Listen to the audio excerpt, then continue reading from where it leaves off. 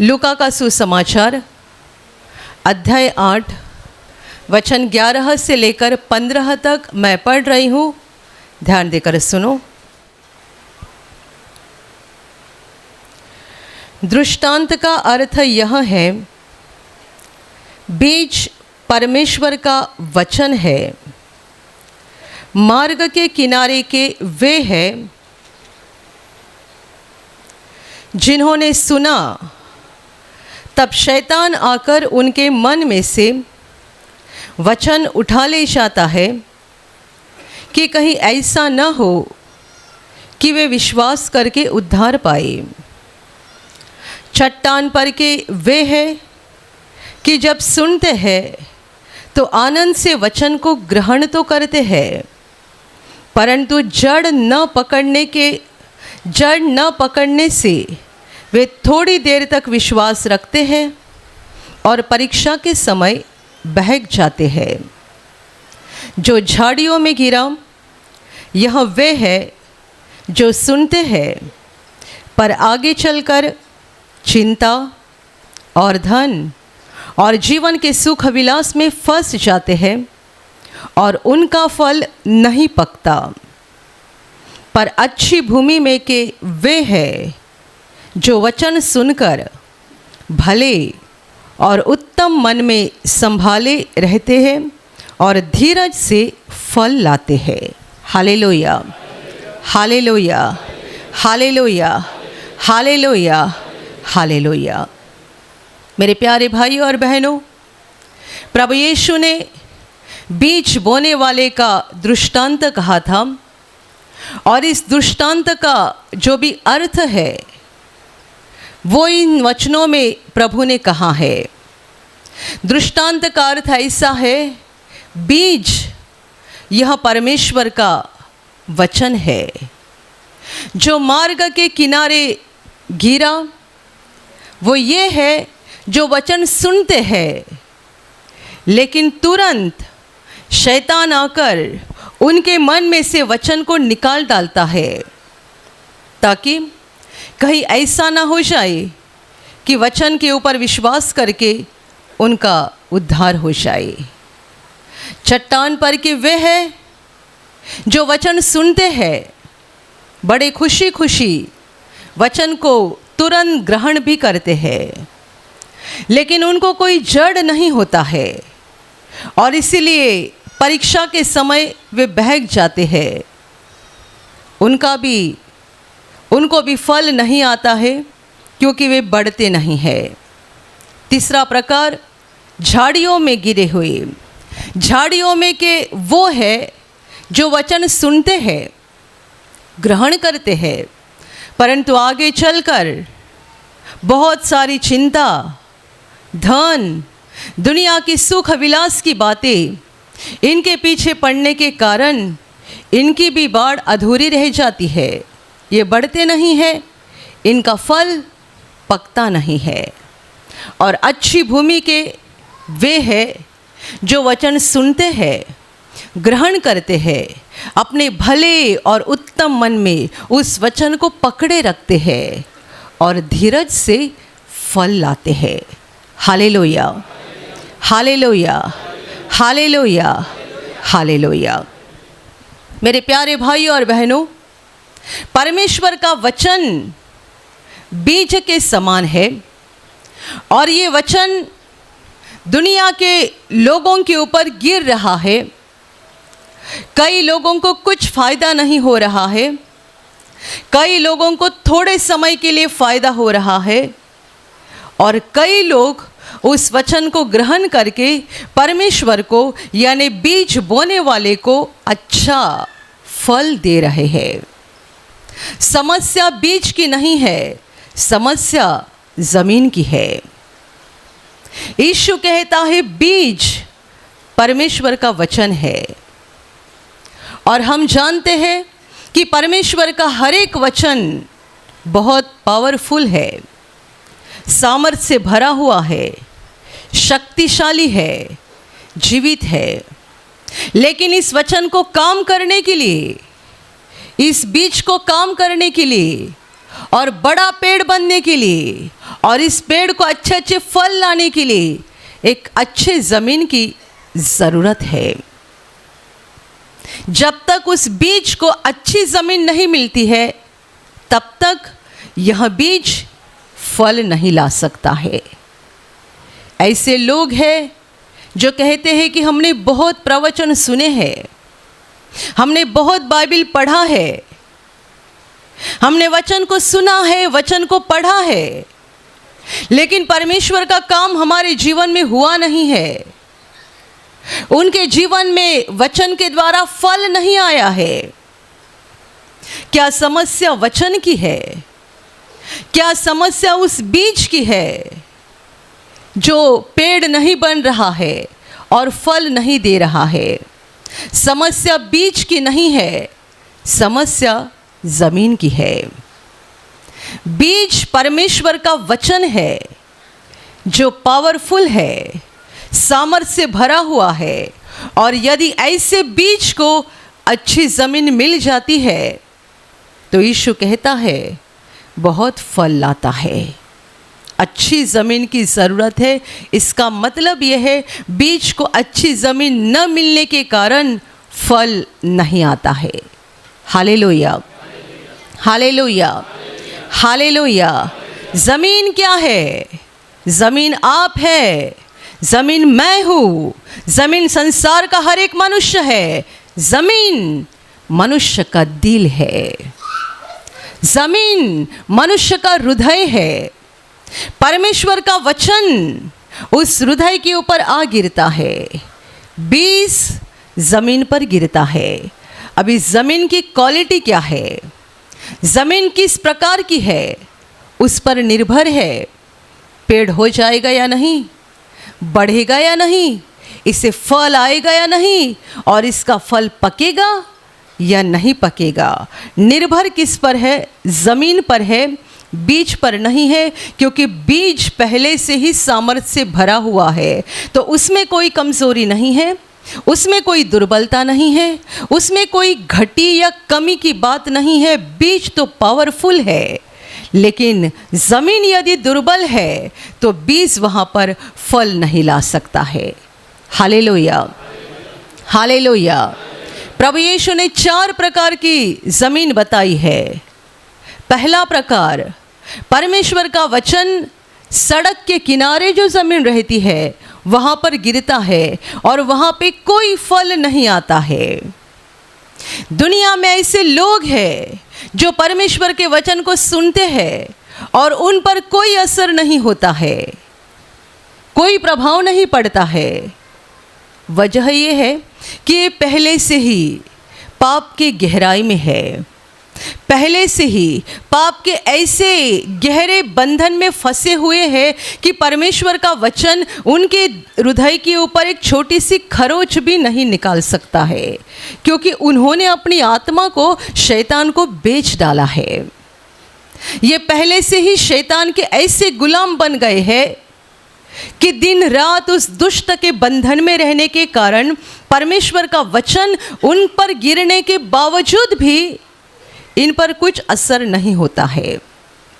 उनमें दुनिया के बहुत सारे लोग आ गए, ऐसे भी लोग जो वचन सुनकर हंसते हैं, मजाक उड़ाते हैं, ऐसे लोग जो वचन सुनने के बाद कहते हैं ठीक है बाद में देखा जाएगा, ऐसे लोग हैं जो कहते हैं मेरे पास समय नहीं है,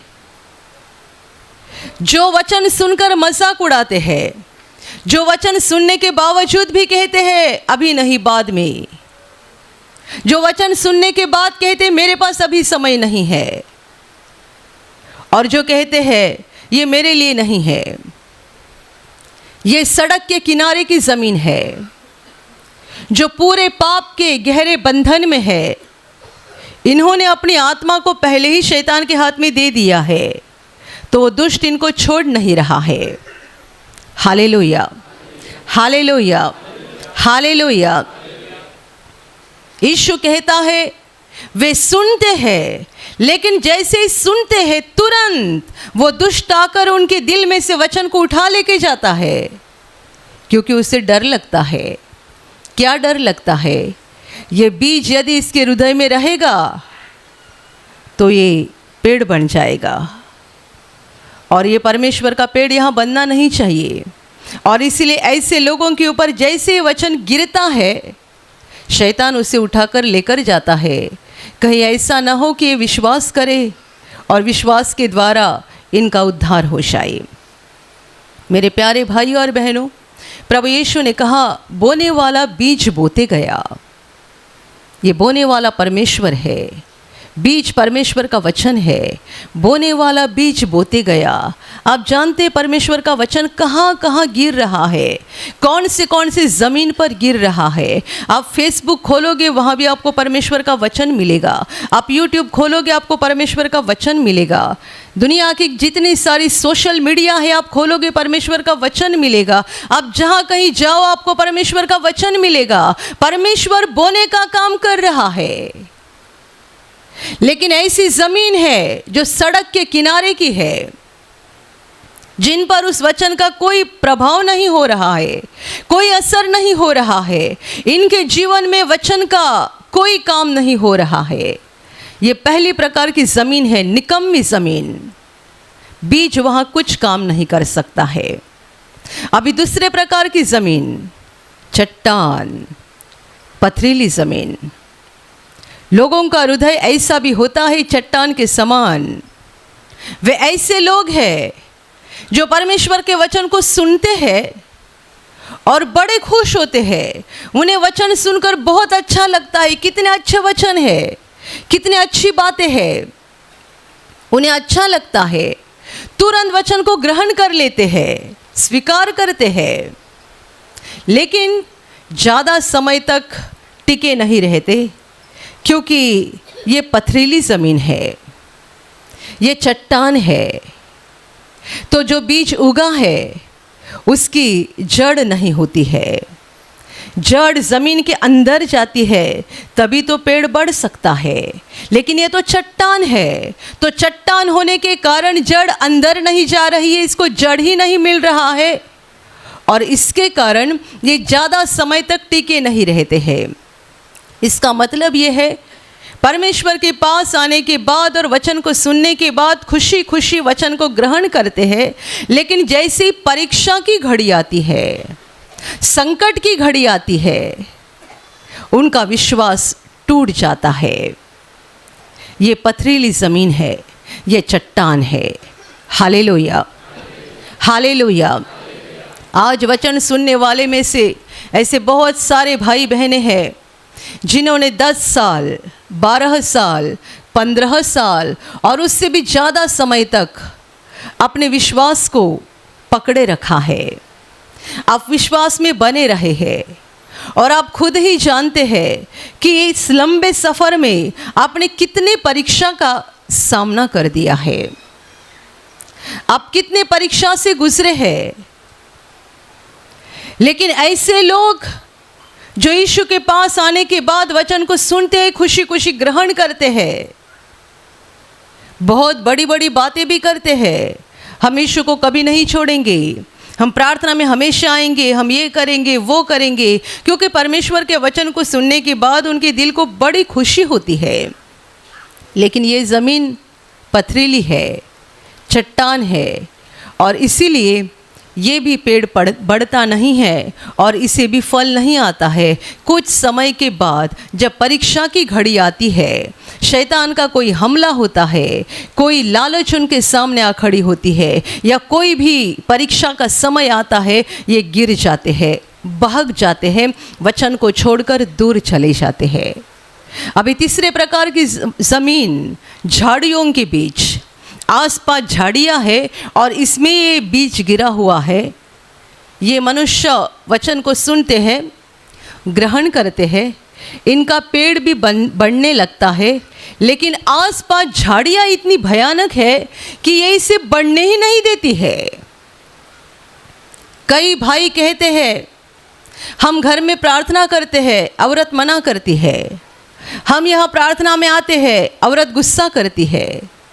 कई बहनें कहती है हम घर में प्रार्थना करते हैं, पति मना करता है, घर वाले हमको प्रार्थना में नहीं आने देते हैं। या और भी बहुत सारी झाड़ियाँ होती है, बहुत सारी झाड़ियाँ। धन, प्रभु के पीछे पड़ने के बाद और प्रभु के पीछे चलने के बाद हम जानते हैं कि हम धन, संपत्ति और दुनिया के सुख विलास के पीछे नहीं पड़ सकते हैं। तो जिनके आसपास ये सारी झाड़ियाँ हैं, धन की झाड़ियाँ, सुख विलास की झाड़ियाँ, ये ऐसे पेड़ को बढ़ने नहीं देती है। एक तरफ से वे परमेश्वर को चाहते हैं और दूसरी तरफ से दुनिया के धन और सुख विलास को भी चाहते हैं। उनका मन चिंताओं से भरा हुआ रहता है, कैसा हो जाएगा, कैसा हो जाएगा, कैसा हो जाएगा। मेरे पास अभी भी खुद का घर नहीं है, कैसा हो जाएगा। अभी भी मेरी तनख्वाह बड़ी नहीं है, कैसा हो जाएगा। मेरे बच्चे बड़े हो रहे हैं, उनका खर्चा कैसा कर पाऊंगा, कैसा हो जाएगा। चिंता, धन और दुनिया की सुख विलास की बातें, ये सारी झाड़ियाँ हैं जो हमारे आसपास उगती है, और जो परमेश्वर के वचन है बीज, उसे बढ़ने नहीं देता है। ऐसे लोगों के जीवन में परमेश्वर का वचन एक हद तक बढ़ता है, लेकिन ज़्यादा नहीं। यीशु कहता है इनका फल पकता नहीं। Hallelujah, hallelujah. और चौथे प्रकार की ज़मीन, यीशु कहता है अच्छे ज़मीन के वो है जो भले और उत्तम मन में परमेश्वर के वचन को पकड़े रखते हैं। अच्छी ज़मीन वो है जो परमेश्वर से प्रेम करते हैं। अच्छी ज़मीन वो है जो परमेश्वर के वचन को सुनने के बाद छोड़ते नहीं है, अपने हृदय में, अपने मन में वचन को पकड़े रखते हैं। ये विचार से, ये सोच से, चाहे कुछ भी हो जाए, कितना भी संकट आए, कुछ भी त्याग करना पड़े, कुछ भी छोड़ना पड़े, लेकिन हम उसे नहीं छोड़ेंगे। कुछ भी त्याग करना पड़े, लेकिन हम उसे नहीं छोड़ेंगे। कितनी भी परीक्षा हो जाए, हम उसे नहीं छोड़ेंगे। ये अच्छी ज़मीन है जो परमेश्वर के वचनों को पकड़े रखती है, वचनों को ग्रहण करती है, विश्वास करती है, विश्वास में चलते रहते हैं और धीरे धीरे बड़े धीरज के साथ परमेश्वर को फल देते रहते हैं। Hallelujah, hallelujah, hallelujah, hallelujah. मेरे प्यारे भाइयों और बहनों, परमेश्वर का वचन पहले से ही सामर्थ्यशाली है, लेकिन यदि आप चाहते हैं कि वचन के द्वारा आपके जीवन में फल आ जाए, फल, तो आपका हृदय एक अच्छी भूमि बनना चाहिए। यदि आपका हृदय सड़क के किनारे की ज़मीन है, कुछ फ़ायदा नहीं है। यदि आपका हृदय एक चट्टान है, कुछ फ़ायदा नहीं है। आपका हृदय झाड़ियों के बीच घेरी हुई ज़मीन है, कोई फ़ायदा नहीं है। लेकिन यदि आपका हृदय एक अच्छी ज़मीन है, तो आप आशीषित व्यक्ति है, क्योंकि परमेश्वर का वचन यानी ये बीज आपके जीवन में फल लाएगा। फल ये बात है कि हम अपने जीवन के द्वारा अपने सृष्टिकर्ता को, हमारे निर्माता, जीवनदाता और विधाता को प्रसन्न करते हैं। हम उसकी इच्छा को पूरा करते हैं और हम उससे प्रेम करते हैं और मनुष्यों से प्रेम करना शुरू करते हैं। Hallelujah, hallelujah, hallelujah, hallelujah. परमेश्वर हमसे फल चाहता है। फल, फल क्या बात है मेरे प्यारे भाइयों और बहनों। वास्तविकता में परमेश्वर हमसे कुछ लेता नहीं है, परंतु वो हमें देता है। वो उदार परमेश्वर है, देने वाला परमेश्वर है। वो हमें देते जाता है। वो हमसे फल चाहता है। फल का मतलब ये है कि हम बुराई ना करें, हम पापों में गिरे ना रहे, हम उस दुष्ट शैतान की बातों में फंसकर उसे प्रसन्न ना करें, परंतु जिसने हमें बनाया, धरती पर भेजा, जिंदा रखा, उस महान परमेश्वर को प्रसन्न करते जाए। हम उस पर प्रेम करें और दुनिया के लोगों से प्रेम करें, ये परमेश्वर की इच्छा है। और जो मनुष्य ये करता है, अपने जीवन के द्वारा परमेश्वर से प्रेम करता है और मनुष्यों से प्रेम करता है वो परमेश्वर को फल देता है। अब परमेश्वर का कोई भी वचन ले लो, उस वचन का अंतिम अर्थ यही निकलता है कि हम परमेश्वर से प्रेम करें और मनुष्यों से प्रेम करें। Hallelujah, hallelujah, hallelujah. इसलिए बाइबल कहती है प्रेम ये व्यवस्था का पूरा ही पूरा पालन करना है।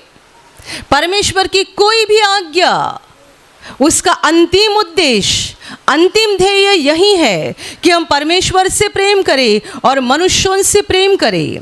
हम स्वार्थी ना बन जाए और पापों में, लालच में, अधर्म में और बुराई में गिरे हुए रहकर एक अपवित्र, अशुद्ध, अमंगल जीवन ना बिताए। मेरे प्यारे भाई और बहनों, लेकिन ये सारी बातें यानी परमेश्वर की इच्छा के अनुसार हम तभी जी पाएंगे यदि हमारा हृदय एक अच्छी ज़मीन है, उस पर परमेश्वर का वचन गिरते जाएगा, गिरते जाएगा, गिरते जाएगा। और यदि हमारा हृदय अच्छी ज़मीन है तो वहाँ पर पेड़ बन जाएगा, बड़ा होते जाएगा, बड़ा होते जाएगा। जैसे जैसे हम वचन को पकड़े रहेंगे वैसे वैसे भलाई का पेड़ बढ़ते जाएगा और धीरज से परमेश्वर को फल देते जाएगा। Hallelujah, hallelujah, hallelujah, hallelujah.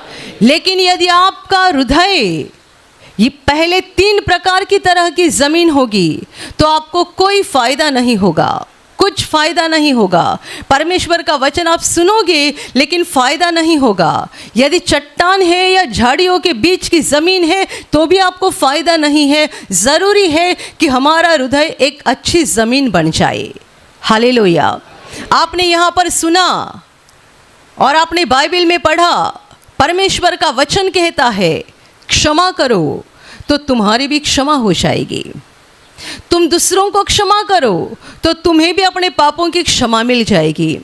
यदि आप इस वचन को पढ़ते हैं या सुनते हैं तब उसके बाद आपकी प्रतिक्रिया क्या होती है, रिएक्शन।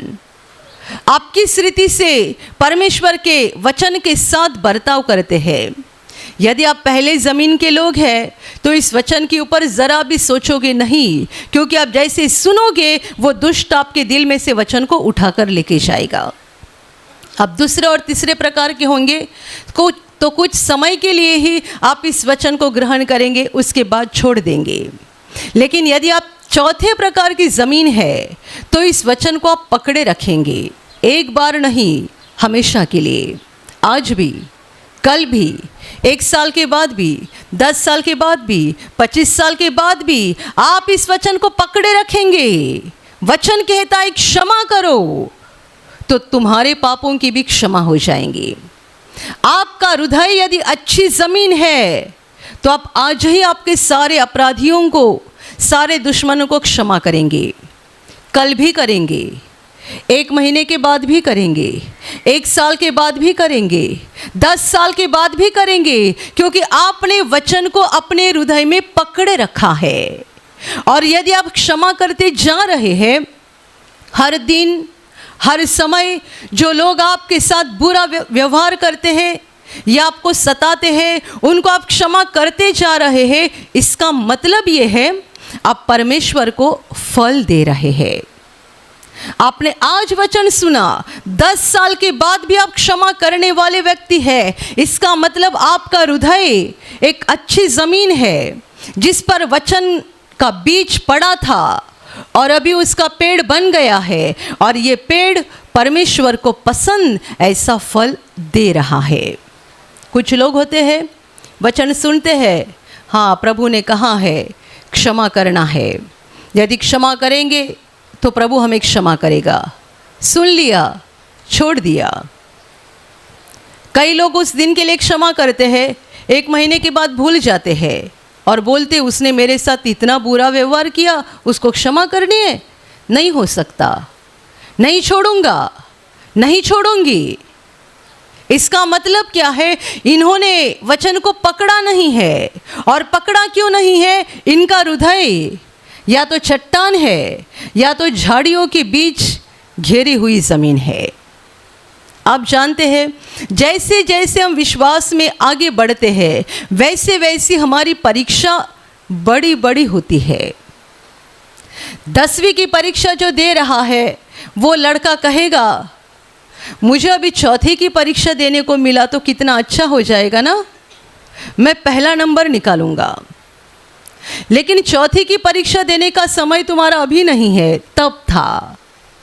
अभी आगे जाकर तुझे 11वीं की परीक्षा देनी है, 12वीं की देनी है। बढ़ती जाती है परीक्षा, और कठिन और कठिन और कठिन। जब आप पहली में थे आपको परीक्षा बड़ी कठिन लग रही थी, दूसरी में थे तब कठिन लग रही थी। जब आप 7वीं में गए तब आपने मुड़कर देखा, आपको लगा तीसरी की परीक्षा कितनी आसान थी ना, अभी मुझे तीसरी की परीक्षा देने का मौका मिला तो मैं पहला नंबर निकालूंगा। नहीं, लेकिन अभी स्कूल में 7 साल बीत गए ना, अभी और परीक्षा कठिन हो जाएगी। हम नए नए विश्वासियों के जीवन में आई हुई परीक्षा देखते हैं और हम उनको हंसते हैं, क्या हिल रहा है, इतनी सी तो परीक्षा है, मेरी और देखो मेरी परीक्षा कितनी बड़ी हो रही है। आप कितने बड़े हैं प्रभु में वो बताओ पहले। आप 15 साल के हैं, 20 साल के हैं तो आपकी परीक्षा बड़ी हो जाएगी। वो 1 महीने का बच्चा है, वो 1 साल का बच्चा है प्रभु में, तो उसकी परीक्षा उसके विश्वास के अनुसार हो जाएगी। Hallelujah, hallelujah, hallelujah. आज अपने वचन सुना, क्षमा करो तो तुम्हें क्षमा मिल जाएगी। शायद आज आपके लिए थोड़ा ही कठिन जाएगा, थोड़ा ही। होंगे ऐसे कई लोग जिन्होंने आपको बड़ा दुख दिया है, जिन्होंने आपको परेशान किया है, लेकिन आज आप उनको क्षमा कर देंगे। हो सकता है 6 महीने के बाद आपके साथ कोई व्यक्ति बहुत भयानक बर्ताव करेगी। हो सकता है आपका खुद का भाई आपकी ज़मीन आपको बिना बताए बेच डालेगा और खुद सारा पैसा लेके बैठेगा। जब आपको पता चलेगा मेरे भाई ने मेरी ज़मीन भी बेच डाली, मुझे बताया नहीं, पैसा भी खुद ले लिया, अब क्या हुआ बताओ? अभी परीक्षा बड़ी हो गई। 6 महीना पहले जब भी विश्वास किया तभी आसानी से क्षमा कर दी, तब परीक्षा थोड़ी छोटी थी। 6 महीने के बाद बड़ी परीक्षा आ गई। खुद के भाई ने ही धोखा दे दिया और ज़मीन बेचकर पैसा ले लिया। जो ज़मीन तुम्हारी थी, जिस पर तुम्हारा हक था, तुम्हारा अधिकार था, भाई ने आपको फंसाया, धोखा दिया। अभी बताओ उनके साथ कैसा बर्ताव करोगे? मैं बताती हूँ, यदि आपका हृदय एक अच्छी ज़मीन है तो आप कहेंगे भाई ने मेरे साथ बहुत बुरा बर्ताव किया, मुझे थोड़े समय के लिए गुस्सा भी आया, लेकिन मैंने परमेश्वर की ताकत से उसको क्षमा कर दिया। मुझे मालूम है आप तालियां क्यों नहीं बजा रहे हैं। आप में ऐसे बहुत सारे भाई बहन हैं जिनके साथ ऐसा हुआ है और आपकी कोर्ट में केस चल रही है। आप आपके भाई के ऊपर, बहनों के ऊपर मुकदमा चला रहे हैं, आपकी ज़मीन वापस लेने के लिए, आपका घर वापस लेने के लिए। ऐसी बातों को तालियां बजाने के लिए ताकत नहीं होती, हाथ दुर्बल हो जाते हैं। कोई चंगा हो गया, आप ज़ोर ज़ोर से तालियां बजाएंगे क्योंकि आपको भी चंगा होना है ना। किसी को नौकरी में बड़ा प्रमोशन मिल गया, आप तालियां बजाओगे। 6 महीने के बाद आपके ऊपर जब बड़ा अन्याय हो जाएगा, यदि आप तभी भी उसको क्षमा कर पाए तो आपका हृदय एक अच्छी ज़मीन है जो परमेश्वर को फल दे रही है। और उस समय यदि आपको गुस्सा आ गया, मैं भाई को छोड़ूंगा नहीं, मैं बहन को छोड़ूंगा नहीं, मैं ये करूंगा वो करूंगा, और आपने कई गलत कदम उठाए, परमेश्वर के दिल को दुख हो गया, क्या हुआ? आपका हृदय अच्छी ज़मीन नहीं है, आप एक पथरीली ज़मीन हो या तो झाड़ियों के बीच पड़ी हुई ज़मीन हो। Hallelujah, hallelujah, hallelujah, hallelujah. परमेश्वर का वचन कहता है दिया करो तो तुम्हें दिया जाएगा। सुनने वाले बहुत लोग हैं, लेकिन वचन को ग्रहण करके उसके अनुसार चलने वाले लोग थोड़े हैं। दिया करो तो तुम्हें भी दिया जाएगा। यीशु ने कहा, कोई व्यक्ति इस वचन को आज सुनेगा, ग्रहण करेगा और परमेश्वर को दान देना शुरू करेगा। आप जानते हैं इसमें क्या परीक्षा होती है? जब उसकी तनख्वाह 10,000 है, उसको 10,000 में से 1,000 रुपया देना बड़ा नहीं लगता है। प्रभु ने मुझे चंगा किया, मुझे इतना आशीषित किया, और सबसे बड़ी बात, प्रभु मेरे लिए क्रूस पर मरा, तो प्रभु के काम के लिए 1,000 रुपया दान देना महीने में उसको बड़ी बात नहीं लगती है।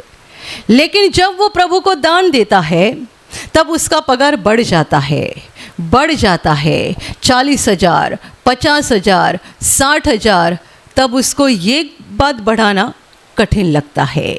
अभी 1,000 का 2,000, 3,000, 4,000, 5,000, ये कैसे करूँ?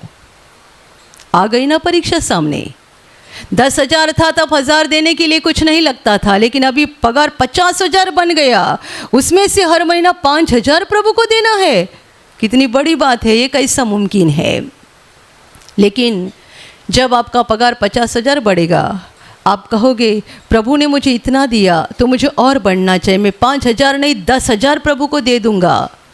इसका मतलब ये है आपने परमेश्वर को फल दिया, क्योंकि आपका हृदय एक अच्छी ज़मीन है। मैंने लोगों को दान कम करते हुए देखा है।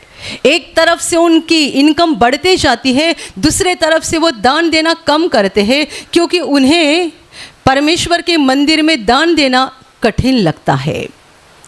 शुरू में जब नए नए होते हैं, वचन को सुनते हैं, आशीषों का अनुभव लेते हैं, खुशी खुशी दान करते हैं, लेकिन उसके बाद अपना हाथ पीछे लेना शुरू कर देते हैं।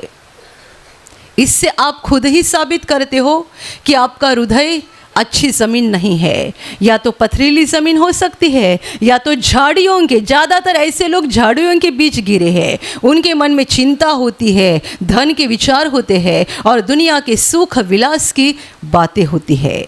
Hallelujah, hallelujah, hallelujah, hallelujah. प्रभु का वचन कहता है एक दूसरे का सहन करो और एक दूसरे को क्षमा करो। जैसा परमेश्वर ने तुम्हें क्षमा किया है, वैसे तुम भी क्षमा करो। प्रभु का वचन कहता है जैसे मसीहा ने परमेश्वर की महिमा के लिए तुम्हें ग्रहण किया, वैसे ही तुम भी एक दूसरे को ग्रहण करो। कितने सारे वचन ऐसे हैं जो हमें दूसरों का बर्दाश्त करने के बारे में सिखाते हैं, दूसरों की सहन करने के बारे में सिखाते हैं। झगड़ा मत करो, लड़ाई मत करो, अशांत मत बनो, दूसरों के साथ शांति से बर्ताव करो, सहनशीलता के साथ बर्ताव करो। कोई जवान बहन यहाँ पर है जो अपने सास के साथ हमेशा झगड़ा करती है। उसे सास का बर्ताव ठीक नहीं लगता है, उसकी बातें ठीक नहीं लगती है, बार बार उसे गुस्सा आता है, बार बार गुस्सा आता है, कभी कभी सास को उल्टा जवाब भी देती है। जब प्रभु के वचनों को सुनती है, ये वचन को ग्रहण करती है, उसे लगता है आज से मैं ये नहीं करूँगी। मेरी सास चाहे मेरे साथ कितना भी बुरा व्यवहार क्यों ना करे, कितना भी मुझे गुस्सा लाने की कोशिश क्यों ना करे, लेकिन मैं उसके साथ वैसा बर्ताव नहीं करूँगी। यदि परमेश्वर चाहता है कि मैं सहनशीलता के साथ बर्ताव करूँ, नम्रता के साथ बर्ताव करूँ, तो मैं वैसा ही करूँगी। उसने वचन को ग्रहण कर लिया। जब वो घर जाती है, उस दिन से बड़ी शांति से अपनी सास के साथ, ससुर के साथ बर्ताव करना शुरू करती है। उसकी सास को शुरू में कुछ समझ में नहीं आता, वो अपने पुराने तरीके से ही बर्ताव करना शुरू रखती है, लेकिन इसने वचन को पकड़ा है और इसीलिए वो उल्टा जवाब नहीं दे रही है। वो नम्रता से बातें करती है, नम्रता से उसकी सेवा करती है। क्या हो जाएगा बताओ? उसके इस बर्ताव के कारण धीरे धीरे उसके सास के हृदय में भी बदलाव आ जाएगा। जब बहू सुधर गई और बहू ने नम्रता से बर्ताव करना शुरू किया, उसके सास के जीवन में भी प्रभु काम करेगा, उसके मन में भी प्रभु काम करेगा, वो भी एक नम्र व्यक्ति बन जाएगी। इसका मतलब इस जवान बहन ने परमेश्वर को अपने जीवन के द्वारा फल दे दिया। Hallelujah, hallelujah, hallelujah, hallelujah. Rajasthan के प्रभु के बहुत बड़े दास होकर गए पंडित धर्म प्रकाश शर्मा। ये तो गैर मसीही व्यक्ति थे और एक मसीही लड़की के साथ उन्होंने शादी किया था, जो उनके घर के लोगों को ज़रा भी मंजूर नहीं था। उनका घराना एक बड़ा कुलीन घराना था और मसीही लड़की के साथ शादी करना उनके माँ बाप को और घर के किसी व्यक्ति को पसंद नहीं था। जब ये लड़की घर में आ गई, शुरू में उसके साथ बहुत बुरा बर्ताव किया गया। कोई उससे बात नहीं करते थे, उसका छल हुआ, उसको सताया गया, बुरी तरीके से उसके साथ व्यवहार किया। लेकिन ये एक साधारण विश्वासी महिला नहीं थी, ये एक मजबूत विश्वासी महिला थी, प्रभु की सच्ची बेटी थी, जिसने सारे सताव के बाद भी अपने घर वालों के साथ पूरी नम्रता से व्यवहार किया, पूरी प्रेम और सहनशीलता के साथ व्यवहार किया। कितना उसका अपमान हो गया, कितना सताया गया, पति के द्वारा भी बाद में उसको सताया गया, लेकिन सारे समय में वो अपने पति के लिए, अपने सास ससुर के लिए, अपने पूरे घराने के लिए प्रभु के पास प्रार्थना करती रही और पूरी नम्रता के साथ सारी बातों को सहन करके उनके साथ नम्रता से और प्रेम से बर्ताव करती रही। नतीजा ये हो गया, कुछ समय के पश्चात उनके पति ने प्रभु को ग्रहण कर लिया। पंडित धर्म प्रकाश शर्मा प्रभु के बहुत बड़े दास बन गए। उनके प्रभु के ग्रहण करने के बाद उनके पिताजी ने और उनके घर वालों ने भी प्रभु को ग्रहण किया, उनके बच्चों ने भी ग्रहण किया और इस एक महिला के द्वारा, एक स्त्री के द्वारा पूरे घराने का उद्धार हो गया। आप मुझे बताओ, यदि ऐसी व्यक्ति होगी जिसने परमेश्वर के वचन को थोड़े समय के लिए ग्रहण किया, हो सकता है चट्टान की ज़मीन या हो सकता है झाड़ियों के बीच की ज़मीन, जब संकट आ गया यानी परीक्षा की घड़ी आ गई, घर में बड़े सताव का सामना करना पड़ा, हर घड़ी, हर पल, हर दिन उसका अपमान होते गया, अपमान होते गया, अपमान होते गया, वो गुस्सा करती और सबों के साथ झगड़ा करते रहती, तो बताओ क्या हो जाता। यदि वो नाराज होकर उस घर से निकल जाती तो बताओ क्या हो जाता। यदि वो नाराज होकर अपने पति से ये कहती, मुझे इस घर में रहना नहीं है, यदि आप मेरे साथ रहना चाहते हो तो हम दोनों अलग रहेंगे, इस घर में मुझे रहना नहीं है, कोई भी गलत कदम उठाती तो उसके द्वारा परमेश्वर को फल नहीं प्राप्त होता। लेकिन एक ऐसी महिला जो सच्ची विश्वासी थी, उसका हृदय एक अच्छी ज़मीन थी, जिसने सारी बातों को और सारे सताव और अपमान को बर्दाश्त किया, पूरी नम्रता और प्रेम के साथ और सहनशीलता के साथ उनके साथ बर्ताव करती रही और उनके लिए लगातार प्रार्थना करती रही। उस एक व्यक्ति के कारण उसके पूरे घराने का उद्धार हो गया। उसके जीवन के द्वारा परमेश्वर को कितना बड़ा फल मिल गया, क्योंकि उसका पति एक साधारण विश्वासी नहीं, एक मजबूत विश्वासी बन गया, प्रभु का बड़ा दास बन गया और उनके द्वारा भी कई सारी आत्माओं का उद्धार हो गया। हालेलुया। अच्छी भूमि के वे हैं जो वचन को सुनते हैं, ग्रहण करते हैं और अपने उत्तम और भले मन में उस वचन को पकड़े रखते हैं, वचन को पकड़े रखते हैं, कुछ भी हो जाए वचन को छोड़ते नहीं है। और ऐसे लोगों के द्वारा परमेश्वर को फल मिलते जाता है, उनके जीवन के द्वारा परमेश्वर प्रसन्न होता है, उनके जीवन के द्वारा बहुत सारे लोग भी आशीषित बन जाते हैं। Hallelujah, hallelujah, hallelujah. यदि आपने इन 3 वचनों को पकड़ा है, मजबूती से पकड़ा है, तो मैं आपको कहती हूँ, इन 3 वचनों के द्वारा केवल आप लोग ही नहीं, आपके आसपास के लोग भी आशीषित बन जाएंगे। इन वचनों को हृदय में पकड़ने से कारण केवल आप नहीं, आपका परिवार आशीषित हो जाएगा, आपके आसपास के लोग आशीषित हो जाएंगे। यदि आपका हृदय एक अच्छी ज़मीन है, यदि अच्छी ज़मीन नहीं है तो आप ये वचन बोलते जाएंगे, आपका फ़ायदा हो गया तब तक आप बोलते जाएंगे। कुछ परीक्षा की घड़ी आ गई या दुनिया के सुख विलास की बातों की चिंता मन में आ गई, आप वचन को छोड़कर फिर से एक बार अंधकार में चले जाओगे, आपको फल आएगा नहीं, और आया तो भी पकेगा नहीं। परमेश्वर को आपके जीवन के द्वारा कुछ नहीं मिलेगा। Hallelujah, hallelujah, hallelujah. मेरे प्यारे भाइयों और बहनों, हमेशा ध्यान में रखना, बीज यह परमेश्वर का वचन है जो सामर्थ्य से भरा हुआ है। उस बीज में कोई कमजोरी नहीं है, कोई दुर्बलता नहीं है। कोई मनुष्य नहीं बोल सकता है मैंने परमेश्वर के वचन को सुना था, ग्रहण किया था, लेकिन मुझे कोई लाभ नहीं हुआ। समस्या वचन की नहीं है, समस्या आपके दिल की है। बीज सामर्थ्य से भरा है। आपका हृदय कैसी जमीन है, ये महत्वपूर्ण है। आपका हृदय एक अच्छी जमीन बन जाए ताकि उस पर परमेश्वर का वचन आ गिरेगा, आप उसे पकड़े रखोगे, आप उसे ग्रहण करोगे, उसमें बने रखोगे, और आपके जीवन के द्वारा परमेश्वर को फल मिलते जाएंगे। हालेलुया। आप खुद भी आशीषित हो जाओगे, आपके आसपास के लोग भी आशीषित हो जाएंगे, और आपके जीवन की ओर देखकर परमेश्वर प्रसन्न हो जाएगा। Hallelujah, hallelujah, hallelujah. और अभी प्रार्थना करने का समय है। आप विश्वास करो कि एक पल में प्रभु यीशु आपको छूकर चंगाई देगा। एक पल में वो आपके जीवन का दुख निकाल देगा और आपके आंसुओं को खुशी में बदल देगा, क्योंकि उसके लिए असंभव कुछ नहीं है, अनहोनी बात एक भी नहीं है। प्रभु यीशु आज भी जिंदा है।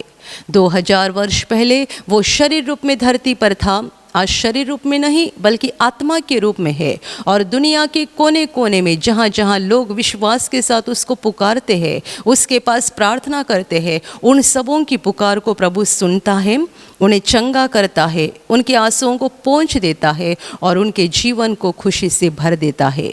आप भी इसी विश्वास के साथ आपके बीमार भाग पर हाथ रखो, और यदि वहाँ हाथ नहीं रख सकते हैं तो अपने सीने पर हाथ रखो। प्रभु यीशु के नाम से इसी क्षण आपके शरीर की सारी बीमारियां निकल जाए। यीशु के नाम से आपके जीवन का सारा दुख निकल जाए। शैतान का हर एक काम आपके जीवन से और आपके परिवार से पूरी तरह से नष्ट हो जाए। यीशु के नाम से, प्रभु यीशु के नाम से शैतान का सारा काम आपके जीवन से नष्ट हो जाए। सारी दुष्ट आत्माओं को प्रभु यीशु के नाम से मैं आज्ञा दे रही हूँ, इसी क्षण इन्हें छोड़कर निकल जाओ और वापस उनमें नहीं आना। इसी क्षण प्रभु का महान सामर्थ्य आपके ऊपर आ जाए, प्रभु का महान सामर्थ्य आपके ऊपर आ जाए, प्रभु का महान सामर्थ्य आपके ऊपर आ जाए। इसी घड़ी पवित्र आत्मा की खुशी आपके दिल में आ जाए, पवित्र आत्मा की शांति आपके दिल में आ जाए, और आपका जीवन स्वर्ग की रोशनी से भर जाए। आमीन।